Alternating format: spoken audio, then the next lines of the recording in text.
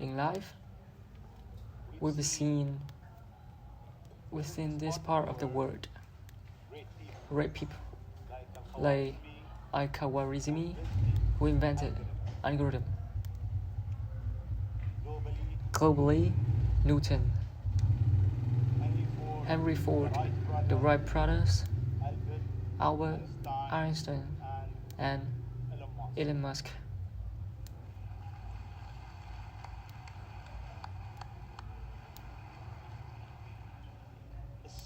See, you are in rush. You want to go to places that nobody has been. You are reinventing a certain industry, from the rocket industry with SpaceX to the car industry with Tesla. What's your life mission? What do you do, whatever you do? Sure, first of all, thank you for having me. It's an honor to be here. And I'm having a really great time with my kids in Dubai. It's really been fascinating. Anyone who hasn't been to visit, what a great city. Thank you. And in terms of the motivations, I used to like this sort of kind of long versions of the explanation, but essentially, when I was a kid, I was wondering what's the meaning of life. Like, why are we here? And I came to a conclusion that what really matters is try to understand the right questions. And the more that we can increase the scope and scale of human consciousness, the better we're able to ask the questions. And so I think there are certain things that ensure the future is good. And some of those things are, in the long term, having long-term sustainable transport and sustainable energy generation. And to be a space exploring civilizations, and for humanity to be out there among the stars and be the multi-planetary species. I think that being a multi-planetary species is important for the long-term survival of the humanity. And that's one reason it's kind of like for like collectively, like we know. But then the part of I find personally more motivating is that it creates a sense of adventure and it makes people excited about the future.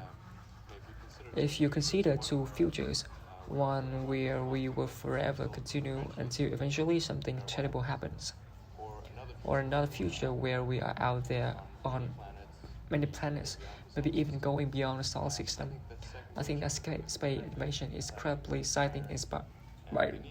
And there need to be reasons to get up in the morning. You know, life can just be about solving. Otherwise, what there could be things that people find inspiring and make life worth living. So what is life for you? I mean, you look at our life and I heard you before speaking.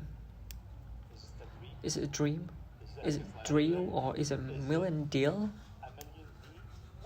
What is it life for Elon Musk? I find that as I get older, I find the question to be maybe more and more confusing or troubling or uncertain.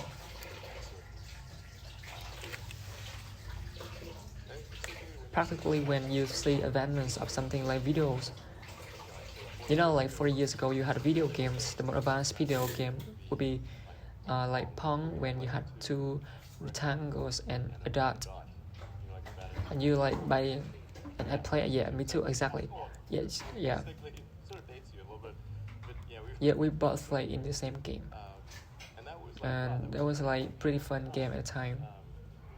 But now you can see a video game that's photorealistic or more photorealistic, and millions of people playing simultaneously, and you see where things are going with virtual reality, and augmented reality, and if you translate out into the future with ray of focus at all, like keeping open 1% of something like that a year, that eventually those games will be indistinguishable and they'll be so realistic and you won't be able to tell differences the game and reality as we know it.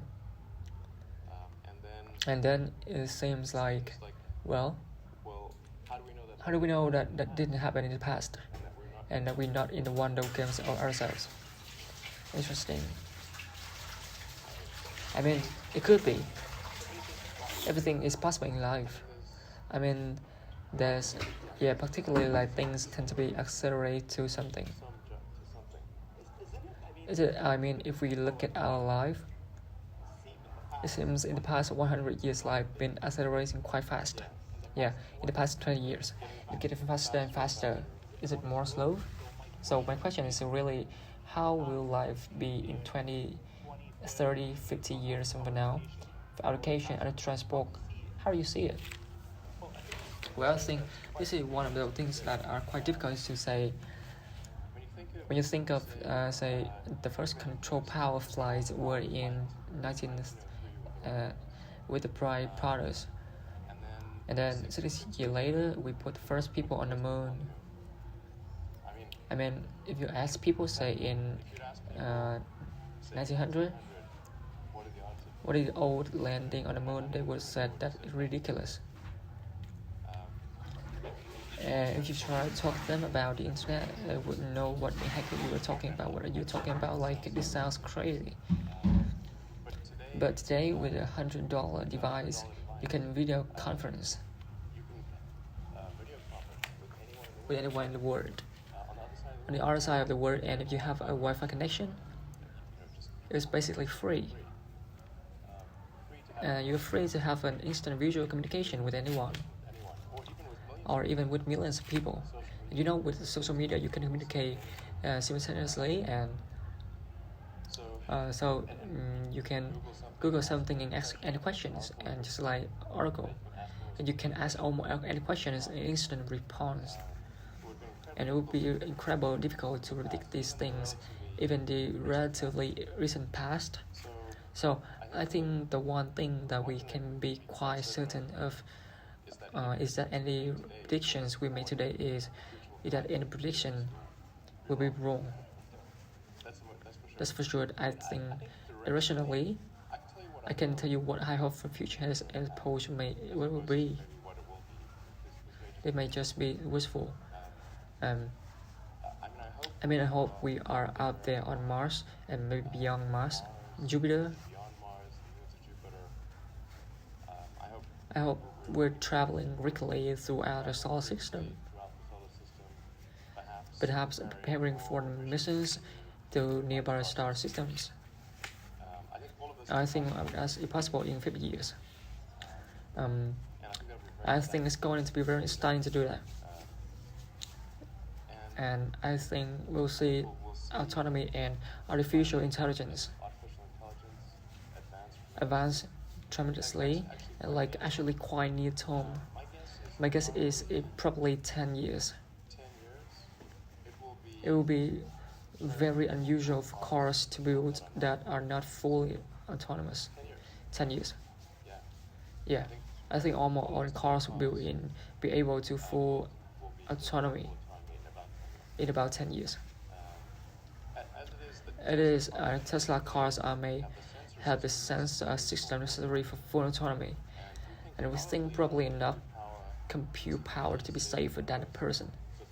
So it's mostly just the questions of uploading, and it turns out that more compute power is needed, and we can easily operate the computer.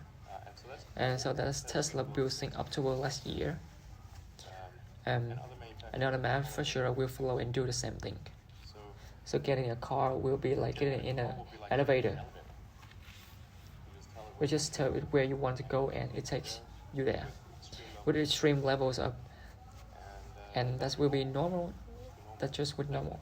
Like for elevators, you used to be elevator operators. You get in, you will be guy moving a lever. Now you just get in, you press button, and that's taken for granted. So autonomy will be widespread. I think one of the most troubling questions is artificial intelligence. I don't mean narrow AI like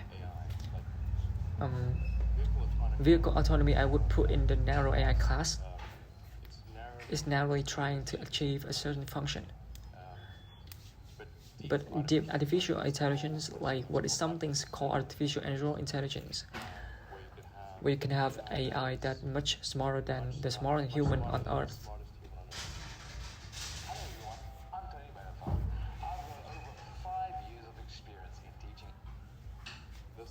This, I think, a dangerous situation. Why is dangerous? I mean, there's to unview that artificial intelligence will help humanity. And there's another school of thought that artificial intelligence is a threat to humanity. What is that? I think it's both. It's like when we think of it, imagine we're going to be visited. Imagine you're very confident that we are going to be visited by super intelligent aliens, and let's say in 10 years or 20 years at most super intelligence. So you think within 20 years we have aliens on Earth? Well, digital super intelligence will be like an alien. It will be like an alien, yeah. But my question is, do you think there will another intelligence life outside the Earth? It seems probable, but I think the correct question is physics and philosophy. Is where the aliens? Maybe it's among us. I don't know. Some people think I'm an alien.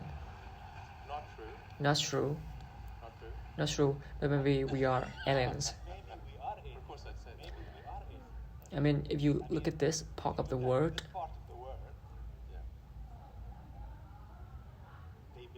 they believe that human beings are not from Earth. They came from somewhere else. Even Adam came from somewhere else to Earth. So in a way, human beings are aliens to the land.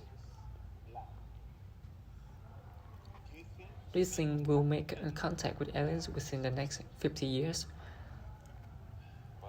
Well, that's a really tough one to say. If there are super intelligent aliens out there, they're probably already observing us.